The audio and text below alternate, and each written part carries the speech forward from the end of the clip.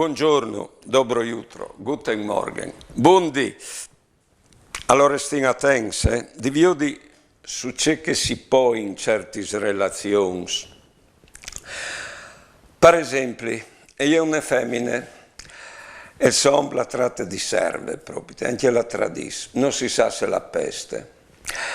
Eppure io e dis e non lo lasci, perché in somp, o sai che mi ul ben, poi stai che io si vere, Però io dite, sì, ma volei ben di stesso a una grande roba che tu devi fare, ma prove domanditi se per caso la pure di Molalu, ecco, è un grande aiuto perché tu resti con lui.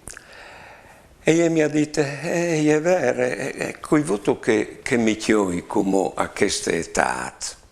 Vedete, ufficialmente si aveva basata sull'amore, la relazione, e invece era basata ben anche sulla paura.